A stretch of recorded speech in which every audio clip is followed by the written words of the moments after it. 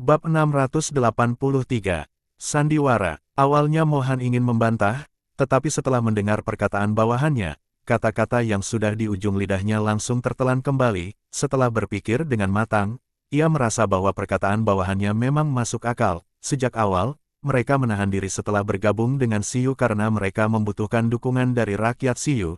Jika mereka langsung berperang melawan Siyu, mereka pasti akan dianggap sebagai musuh oleh rakyat Siyu. Jika mereka membantai seluruh rakyat Siyu, maka meskipun berhasil merebut wilayah itu, hal itu tidak akan ada gunanya. Selain itu, jika mereka berperang melawan Siyu, meskipun mereka berada di posisi yang lebih unggul, jika Siyu merasa kewalahan dan meminta bantuan dari Daxia, maka Daxia akan memiliki alasan yang lebih kuat untuk masuk dan menumpas mereka. Namun, situasi sekarang benar-benar berbeda. Pasukan Siyu sendiri yang sedang menuju kehancuran. Jika pasukan utama Siyu benar-benar dimusnahkan, maka satu-satunya harapan Siyu untuk bertahan adalah bergantung pada mereka.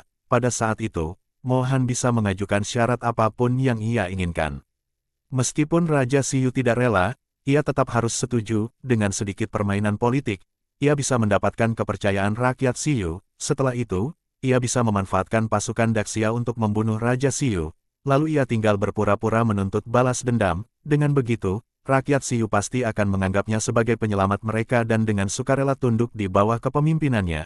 Pada saat itu, ia bisa mengambil alih kekuasaan di Siyu. Mohan sangat yakin bahwa dalam kondisi lingkungan yang keras ini, ia masih bisa terus berhadapan dengan Daxia. Meskipun Daxia mengirim lebih banyak pasukan, namun mereka tetap akan mengalami kesulitan di wilayah gurun ini. Baik, aku mengerti, jangan sampai ada yang membocorkan hal ini. Jika orang-orang Siyu sampai mendengarnya, maka kita akan menghadapi musuh dari dua arah. Mohan memperingatkan bawahannya dengan tegas. Para jenderalnya melihat bahwa Mohan mulai berubah pikiran dan mulai mempertimbangkan usulan mereka dengan serius. Mereka pun merasa sangat senang. Benar saja, setelah memiliki tujuan yang jelas, Mohan menjadi jauh lebih tenang dan tidak marah-marah lagi. La tetap mengikuti di belakang pasukan Siyu, menunggu kabar dari pertempuran pengepungan kota. Mereka sudah menyiapkan semuanya dengan matang. Jika pasukan Siyu kalah, mereka akan segera bertindak. Jika ada kesempatan untuk menyelamatkan mereka, mereka akan melakukannya. Jika tidak ada harapan, mereka akan segera melarikan diri tanpa ragu. Mereka sama sekali tidak berniat bertarung mati-matian melawan pasukan Daxia. Mohan sangat sadar bahwa kekuatannya bertumpu pada para bawahannya ini. Setiap orang di antara mereka sangat berharga baginya. Sementara itu, setelah selesai makan, pasukan Siyu segera membentuk barisan, bersiap dengan penuh semangat untuk menyerang kota. Faize telah menjanjikan mereka bahwa siapapun yang berhasil mengalahkan pasukan Daxia, akan mendapatkan semua barang rampasan sebagai hadiah. Hatinya dipenuhi dengan kegembiraan. Ternyata setelah Mohan memiliki tujuan yang jelas, temperamennya pun menjadi lebih tenang, tidak lagi mudah tersulut emosi. Sebaliknya, ia terus mengikuti di belakang pasukan Siyu, menunggu kabar tentang pengepungan kota. Mohan sangat memahami bahwa keberadaannya bergantung pada para bawahannya, dan ia sangat menghargai setiap orang di antara mereka. Setelah selesai makan, pasukan Siyu segera berbaris dengan penuh semangat, bersiap untuk melancarkan serangan ke kota. Faize telah menjanjikan bahwa siapapun yang berhasil mengalahkan pasukan Daxia akan mendapatkan semua barang rampasan sebagai hadiah dan bisa menjualnya. Di Siyu, tempat yang sangat kekurangan sumber daya, satu set baju zirah berkualitas tinggi bisa dijual seharga ratusan tak perak. Bagi siapapun, itu adalah jumlah uang yang sangat besar. Terlebih lagi, memiliki baju zirah yang baik dapat menyelamatkan nyawa mereka dan membuat mereka lebih berani di medan perang. Dengan demikian, dalam pertempuran melawan negara-negara musuh di sekitar Siyu, mereka bisa meraih lebih banyak prestasi militer. Kesempatan untuk naik pangkat pun akan semakin besar. Di sisi lain, Lin Hai dan Yu Huasi menyaksikan pasukan Siyu yang penuh percaya diri tanpa sedikit pun rasa gentar. Lin Hai tersenyum dan memberi perintah. Katakan kepada pasukan kita agar jangan bertarung terlalu sengit. Pastikan untuk memberi musuh kesan bahwa mereka seakan hampir berhasil menerobos pertahanan kita. Jika kita menunjukkan kekuatan terlalu besar atau langsung memukul mundur mereka, maka seluruh rencana kita akan sia-sia. Jangan khawatir, Tuan. Aku sudah memberi instruksi kepada pasukan kita. Setiap kali mereka mendekati tembok kota, kita akan berpura-pura bertarung mati-matian sebelum akhirnya menjatuhkan mereka kembali. Beberapa dari kita juga akan berpura-pura tewas agar tak menimbulkan kecurigaan. Jawab Wang Dayong. Aku melihat pasukan Siyu ini sudah sangat sombong. Mohan pasti sudah mencoba memperingatkan mereka, tapi mereka hanya akan semakin meremehkannya. 50.000 pasukan Siyu ini, tidak ada satupun yang akan lolos. Pasukan Siyu mulai mengerahkan 10.000 tentara pertama untuk melakukan serangan awal terhadap kota. Serangan ini terlihat sangat megah dan menggetarkan. Mereka membuat beberapa tangga sederhana untuk memanjat tembok kota dan langsung menyerang. Karena tembok kota tidak terlalu tinggi, pengepungan menjadi lebih mudah dilakukan. Pasukan Daxia di dalam kota menggunakan busur dan anak panah untuk melawan. Tetapi serangan mereka tampak lemah dan tidak menimbulkan banyak ancaman bagi pasukan Siyu. Hal ini semakin membuat pasukan Siyu semakin percaya diri dan arogan. Mereka berteriak-teriak dengan wajah yang ganas, merasa bahwa jika mereka berusaha sedikit lebih keras, mereka pasti bisa mengalahkan pasukan Daxia. Pada gelombang serangan pertama, pasukan Siyu bahkan berhasil mencapai puncak tembok kota. Pasukan Daxia berpura-pura bertarung mati-matian sebelum akhirnya menjatuhkan mereka kembali. Para jenderal Siyu yang mengamati dari kejauhan awalnya bersorak gembira, tetapi begitu melihat pasukan mereka dipukul mundur dari tembok kota, mereka langsung marah dan menginjak tanah dengan geram. Benar-benar sayang, hanya tinggal sedikit lagi. Tambahkan 10.000 pasukan lagi dan lanjutkan serangan. Serang dari segala penjuru. Hari ini, kita harus merebut kota ini. Serangan berikutnya terus menerjang hingga ke puncak tembok kota, bahkan sempat menerobos masuk ke dalam kota. Namun, setiap kali pasukan Siyu berhasil masuk, mereka selalu dipukul mundur dengan gigih oleh pasukan pertahanan. Fa Yize berkali-kali merasa sangat disayangkan, karena seolah-olah kemenangan sudah di depan mata, tetapi tetap tidak bisa direbut. Melihat hari mulai menjelang senja, akhirnya seorang jenderal di sisinya tidak tahan lagi dan berkata, "Jenderal, menurutku, lebih baik kita akhiri pertempuran hari ini. Pasukan kita sudah bertempur seharian penuh dan sangat kelelahan. Jika kita terus memaksa bertempur, hanya akan menambah korban yang sia-sia. Lebih baik kita beristirahat semalam dan melanjutkan pengepungan esok pagi. Dengan begitu, kita pasti bisa menaklukkan kota ini dalam sekali serangan." Fa Yize mengangguk setuju, "Apa yang kamu katakan ada benarnya. Aku lihat pasukan Daxia juga sudah hampir kehabisan tenaga. Mereka pasti tidak akan mampu bertahan hingga besok. Perintahkan pasukan untuk mundur dan beristirahat. Biarkan mereka makan sepuasnya dan mengumpulkan tenaga untuk pertempuran besok." Saat melihat pasukan Siyu mulai mundur dari medan perang, Lin Hai tahu bahwa inilah saatnya mereka bertindak. Para pengintai sudah kembali dengan laporan bahwa 4.000 pasukan kavaleri Turkistan yang telah mereka panggil kini telah tiba dan bersembunyi di sekitar area pertempuran. Malam ini, pasukan kavaleri itu akan berkoordinasi dengan pasukan Daxia untuk menyerang Kamsiyu. Aku perhatikan mereka sudah menghentikan serangan hari ini. Biarkan pasukan kita juga makan dan beristirahat, nanti malam kita lancarkan serangan mendadak, perintah Lin Hai.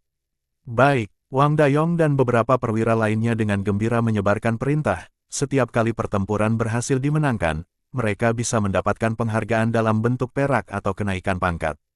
Perang adalah hal yang paling mereka sukai. Begitu mendengar bahwa mereka akan melancarkan serangan malam, seluruh pasukan langsung bersemangat seolah-olah mereka telah disuntik dengan darah ayam. Mereka segera makan hingga kenyang, lalu beristirahat sebentar agar tenaga mereka kembali pulih. Mereka juga tidak makan terlalu berlebihan, karena perut yang terlalu penuh bisa mengganggu pergerakan mereka.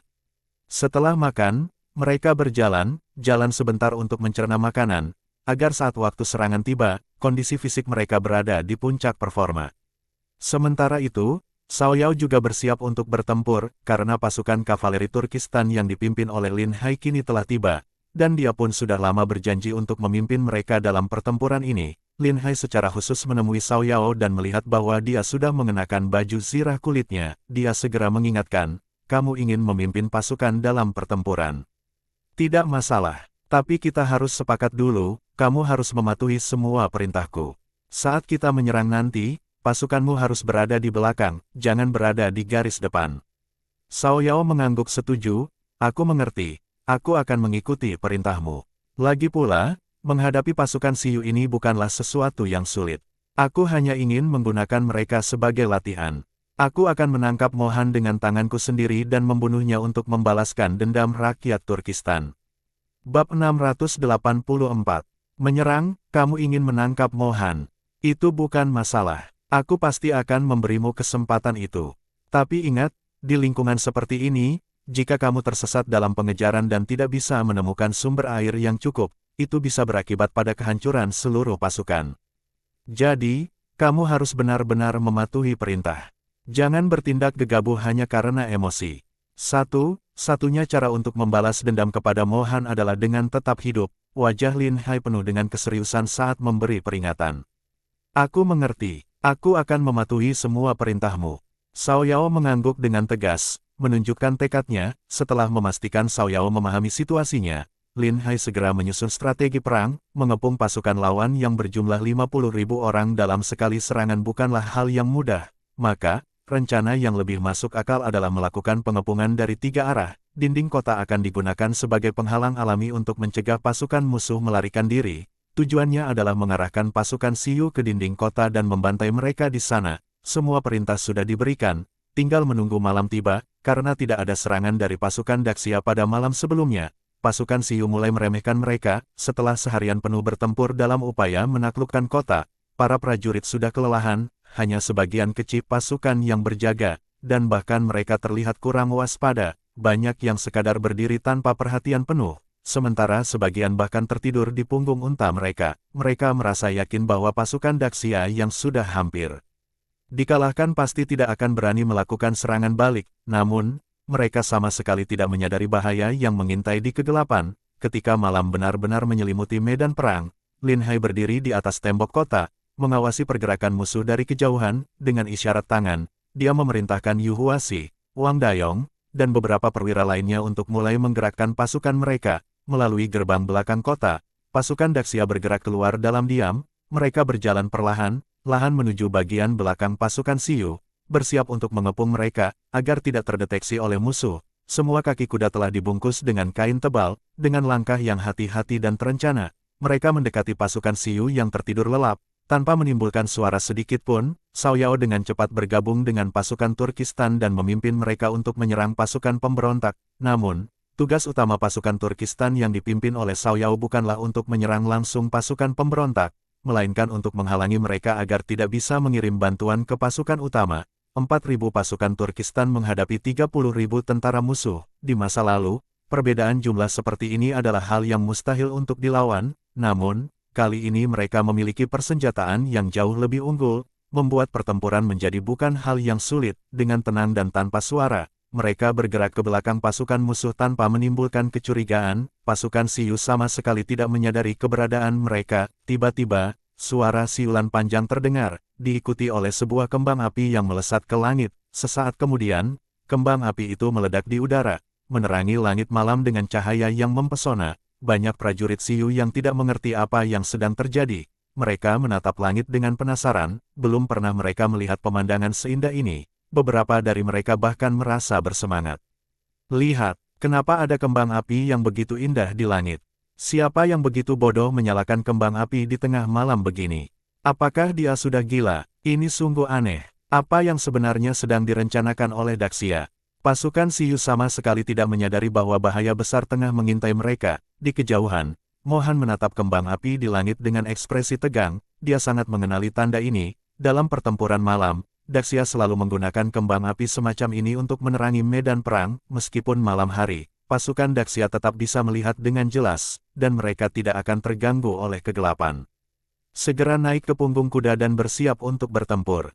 Mohan berteriak keras memberi perintah. Meski merasa sangat marah, dia tidak bisa membiarkan pasukan Siyu dimusnahkan begitu saja. Dia harus mencoba menyelamatkan sebanyak mungkin pasukan untuk terus melawan Daxia. Namun, saat pasukan Siyu masih terpukamu dengan keindahan kembang api di langit, suara gemuruh pertempuran tiba-tiba menggema dari segala arah.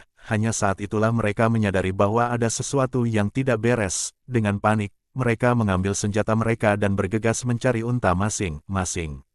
Tidak ada yang menyangka bahwa pasukan Daxia, yang tampak begitu menderita saat pertempuran di siang hari, ternyata berani melancarkan serangan dadakan di malam hari. Bertempur di malam hari memang memiliki risiko yang besar. Di masa ini, banyak orang yang menderita rabun senja, sehingga jika pertempuran berlangsung dalam kegelapan, sangat mudah bagi mereka untuk kehilangan arah dan terpisah dari pasukan utama. Namun, saat ini mereka tidak punya pilihan selain bertahan dan mencoba menghalangi serangan pasukan Daxia. Wang Dayong, Situ, dan Liu Ergo masing-masing memimpin pasukan dari 3 arah dan menyerang secara bersamaan. Sementara itu, Yu Huasi memimpin satu pasukan tambahan untuk menyerang dari belakang. tugas utama mereka adalah menggiring pasukan Siyu ke arah tembok kota. Dengan begitu, mereka bisa memanfaatkan tembok sebagai penghalang alami untuk mengatasi kekurangan jumlah pasukan mereka.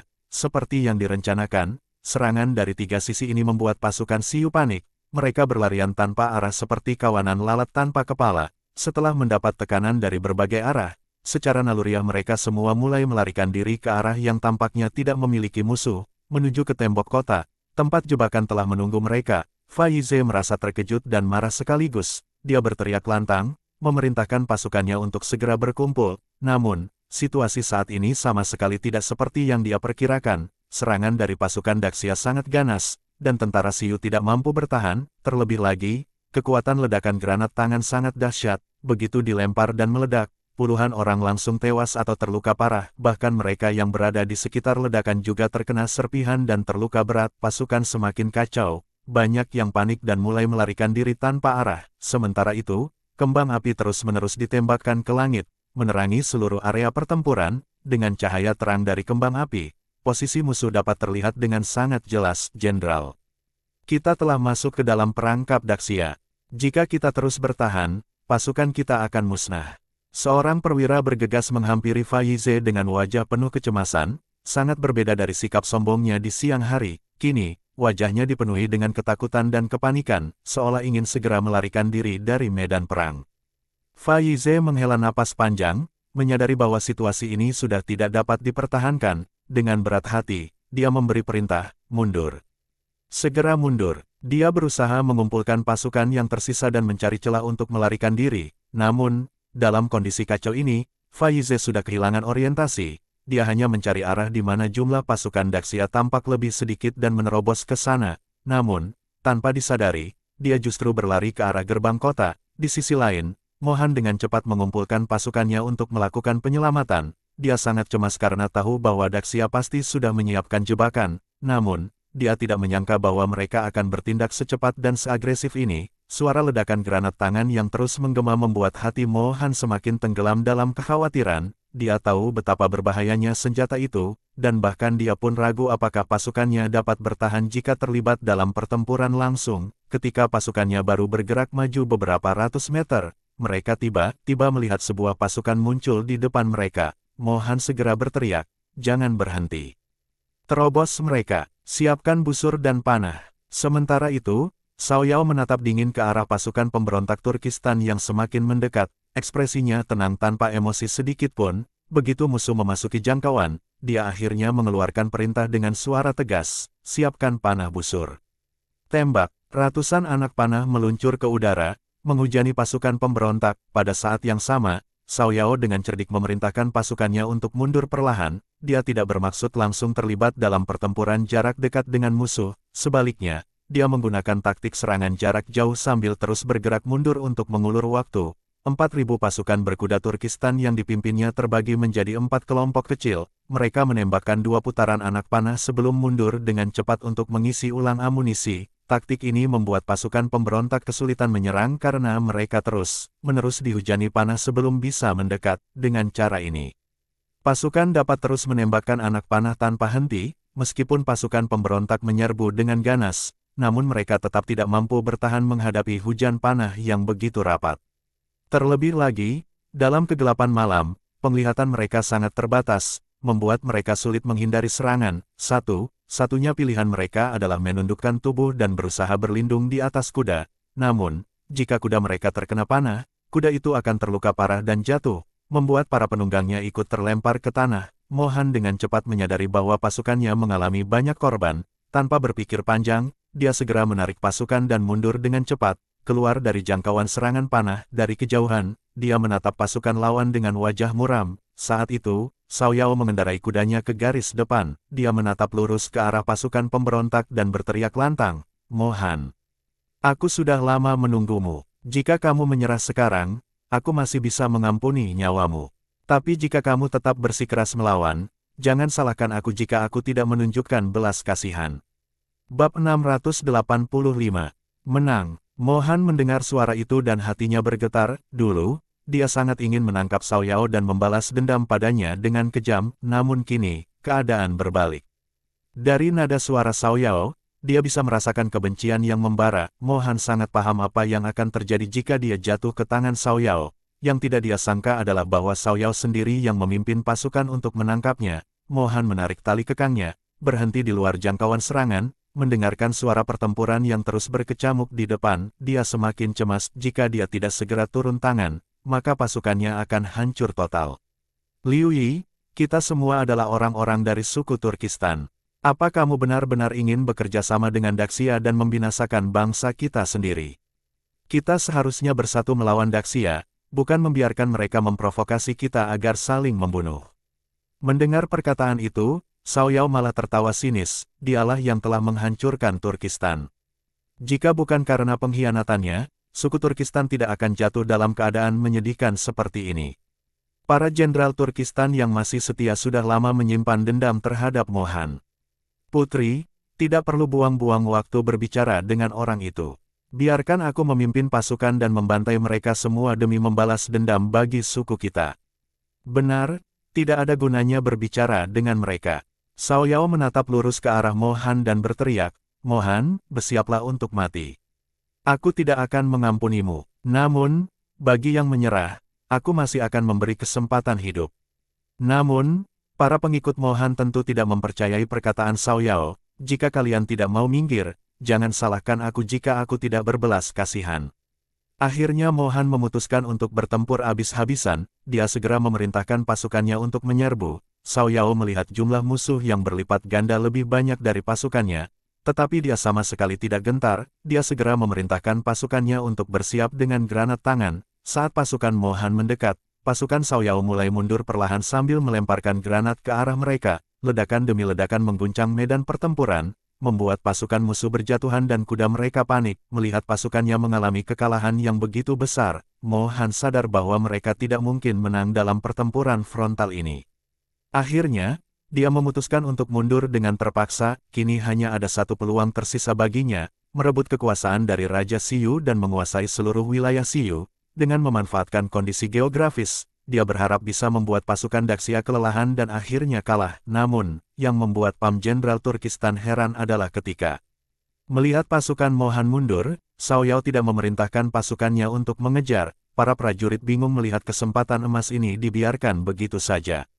Yang mulia, kita sudah menang. Mengapa kita tidak mengejar mereka dan menghancurkan mereka sepenuhnya? Dengan 2000 pasukan kita bisa mengalahkan mereka. Xiao Yao menggelengkan kepala dan berkata, di tengah malam seperti ini, bagaimana mungkin kita bisa mengejar mereka? Bisa kita malah tersesat dan kehilangan suplai. Itu justru masuk dalam perangkap musuh. Biarkan mereka hidup beberapa hari lagi, sebentar lagi kita akan membasmi mereka semua. Xiao Yao selalu mengingat janjinya dengan Lin Hai, bahwa segala sesuatu harus didasarkan pada kepentingan bersama. Jika pasukan Xiu bisa dihancurkan sepenuhnya, maka Xiu tidak akan lagi memiliki kekuatan untuk melawan. Kemudian Xiao Yao memimpin pasukannya kembali untuk menyerang dan bergabung dengan pasukan Daxia dalam serangan besar. Sementara itu, Faize membawa pasukannya melarikan diri. Tetapi tiba-tiba dia melihat bahwa di depannya ada tembok kota. Saat itulah dia sadar bahwa dia telah jatuh ke dalam perangkap. Daxia sengaja menggiring mereka ke arah tembok, memanfaatkan dinding kota untuk menutup jalan mundur pasukan Xiu. Dia marah dan menyesal, menepuk dadanya dengan kesal. Cepat putar balik, kita salah arah. Namun, saat ini sudah terlambat untuk menerobos keluar. Pasukan Daxia dari 3 arah telah mengepung mereka sepenuhnya dan melancarkan serangan hebat.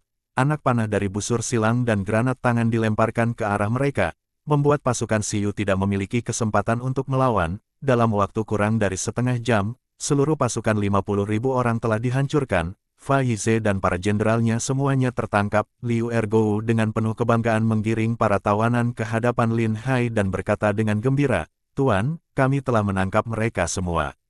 Menunggu perintah Anda, interogasi mereka, gali semua informasi yang bisa kita dapatkan. Jika mereka menolak berbicara, mereka tidak berguna lagi. Seret mereka keluar dan penggal semuanya.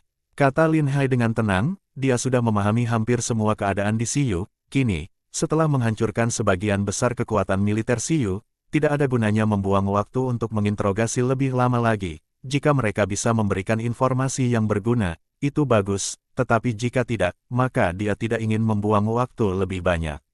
Mengerti, Liu Ergou mengangguk, lalu melambaikan tangannya untuk membawa para tawanan pergi. Faize, yang awalnya berniat tetap teguh dan tidak tunduk, tiba-tiba merasa panik. Dia sama sekali tidak menyangka bahwa para jenderal Daxia akan begitu kejam dan tidak peduli dengan aturan kehormatan perang. Aku adalah Jenderal Agung Siyu. Kalian tidak bisa memperlakukanku seperti ini. Liu Ergo berhenti, menepuk-nepuk wajah Faize sambil menyeringai. Jadi sekarang kamu takut. Kalau kamu mau bekerja sama dan berbicara jujur, mungkin nyawamu bisa selamat. Lin Hai dan Yu Huasi menunggangi kuda mereka, menatap para prajurit yang sedang membersihkan medan pertempuran. Pertempuran besar ini berakhir dengan kemenangan mutlak. Tidak ada satupun musuh yang berhasil melarikan diri. Mereka berhasil merampas banyak persediaan, terutama unta yang jumlahnya tidak terhitung. Di gurun, unta jauh lebih unggul dibandingkan kuda. Selain lebih mudah dipelihara, unta bisa bertahan lama tanpa makan dan minum setelah kenyang. Meskipun kecepatannya lebih lambat dibandingkan kuda, namun kemampuannya membawa beban jauh lebih baik. Tak lama kemudian, Cao Yao datang dengan menunggang kuda, wajahnya penuh kebanggaan. Bagaimana, kali ini aku tidak mengecewakanmu, kan? Katanya dengan penuh percaya diri. Lin Hai mengacungkan jempol dan memujinya. Kemenangan besar kali ini, kamu yang paling berjasa. Dengan hanya 4.000 pasukan kavaleri, kamu berhasil menahan 30.000 pasukan musuh. Itu yang memungkinkan kita fokus menghancurkan pasukan utama Siyu. Yang paling penting, kamu tidak gegabah mengejar musuh, itulah yang paling krusial. Cao Yao mendongakkan kepalanya dengan bangga. Tentu saja, aku sudah bertahun-tahun memimpin pasukan. Aku tahu cara melihat situasi, mana mungkin aku membiarkan dendam mengaburkan pikiranku. Bagus, selama kamu tetap berpikir seperti itu, maka kita pasti bisa menghancurkan para pemberontak. Lin Hai kembali memuji. Cao Yao tersenyum puas lalu bertanya, langkah selanjutnya, apa rencanamu? Apakah kita akan maju perlahan sesuai rencana, atau langsung menyerang? Lin Hai berpikir sejenak sebelum berkata, pasukan utama Siyu sudah kita hancurkan, dan kita juga sudah cukup memahami situasi di Siyu. Menurutku, langkah terbaik sekarang adalah mengejar mereka di malam hari dan langsung mengepung ibu kota Siyu. Kita tangkap Raja Siyu lebih dulu. Jika ibu kota Siyu sudah berada dalam genggaman kita, maka para pemberontak tidak akan bisa bergerak bebas lagi. Yu Huasi mengangguk setuju, seperti kata pepatah, kecepatan adalah kunci kemenangan. Pasukan Siyu begitu lemah, tidak ada gunanya kita membuang waktu lebih lama. Selama kita bisa menangkap Raja Siyu hidup-hidup, maka Siyu akan jatuh ke tangan kita. Segera beritahu seluruh pasukan kavaleri Turkistan. Siapapun yang ingin membalas dendam, inilah saatnya. Jika mereka datang terlambat, mereka akan kehilangan kesempatan. Lin Hai berencana menggunakan taktik serangan serigala. Dia akan membiarkan pasukan kavaleri Turkistan mengejar pasukan pemberontak tanpa memberi mereka waktu istirahat.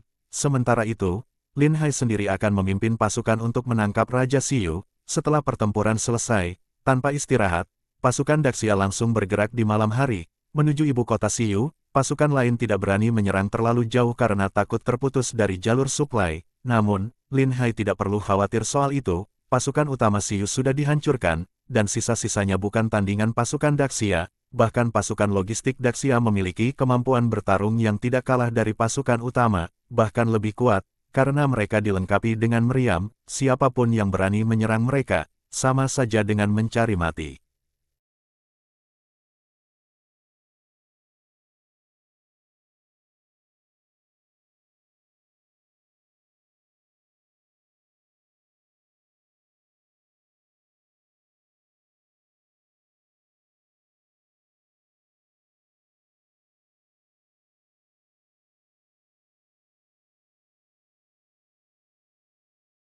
Bersambung